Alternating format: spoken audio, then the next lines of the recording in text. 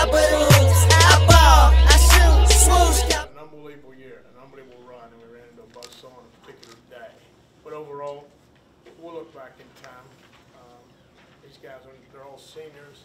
They only get to do it one time because it happened to be their senior year. So I get to coach again if they hire me back.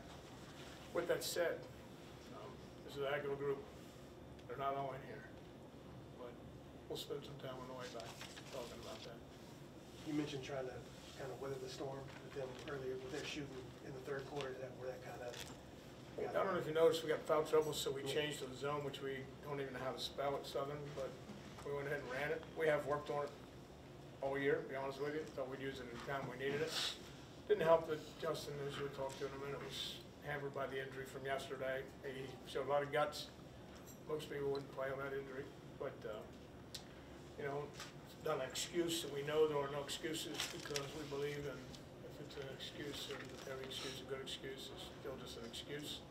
So we don't pay much attention to that, but it is what it is. We need height, and he gave the best opportunity he could tonight. We tried not to sit him at all because if you sit and you got an ankle and it gets a little worse, it tightens up. So we tried to hang in there with him, but in defense of him, it was tough. He got it out as everybody did. Coach, you're probably not going to like to hear this, but they were 0 for 6 from the three-point line yesterday. And today they couldn't seem to miss. How frustrating is that to see? Well, what happened is we charted everything, and we have seen them knowing that they move. When they made the move from 2A to 1A, we knew obviously they're a contender. So we've watched them. We probably saw their games 5 times, 6 times. And so we already had a portfolio on them, so to speak. And obviously we watched yesterday's with our scouts that were out there, our assistants were out there watching that. We talked last night until about 2 a.m. that, yeah, we got to make them beat us from 3 because you can't keep teams out of the lane that are quicker and faster all the time. And you got to, if you do certain things, as you know, then you get crushed on the boards. They crushed us on the boards. They hurt us real bad on the offensive glass, which they do a lot. That's why they have the kind of year they have. So yeah, we were hoping for the 0 for 6, but I don't think 11 was 0 for 6. Neither was 1. Coach, talk about your reluctance to double team or pick up 1 and 11 at half court and then double team them with the ball on the catch or the move, kind of take the ball out of their hands. Is that just not what you guys do, or? It's not what we.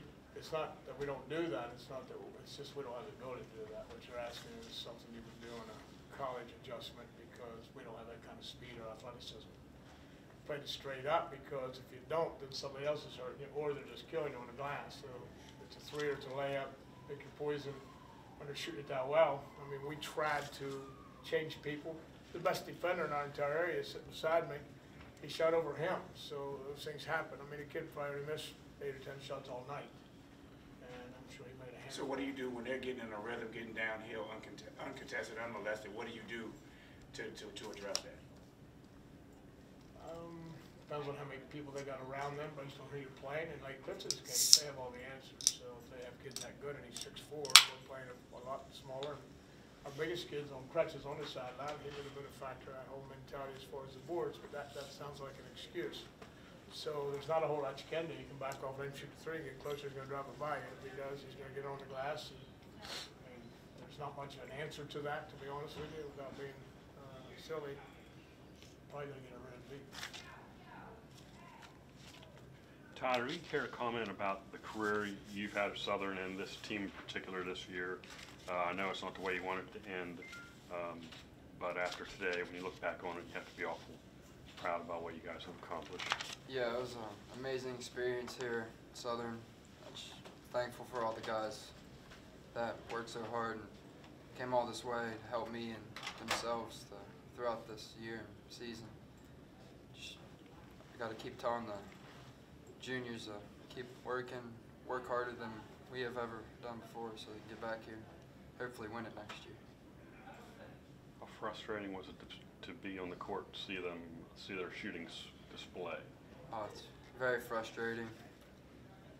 Didn't really expect it since, like you said, 0 for 6 yesterday, but just how the game works. Justin, What was the probability you planned today when you left here yesterday in your mind? It was about 50-50 today. It started to feel good. Could walk on it last night. It's the last game I'd play in high school, so I had to tell myself I was going to play. And the same question to you, Tyler, you're a senior. This is your last game. When you look back on this year, what are you going to think of the most? The teammates. This team has been the best thing I've ever been a part of. From 1 through 15. Every single one of them, has your back. Going to be there for you. Some of the best friends you can have. And Dalton, same for you, and maybe a little bit about today's game. Trying to keep up with their backcourt was a handful for anybody, and you're out there the whole way. How difficult was it to try to keep pace or keep up with those guys? It wasn't that difficult. It was just like kind of frustrating. And on the question about my teammates, it was the best experience I had here at Southern. I'll never forget it with my friends. These guys are like family now, and I'll never forget them.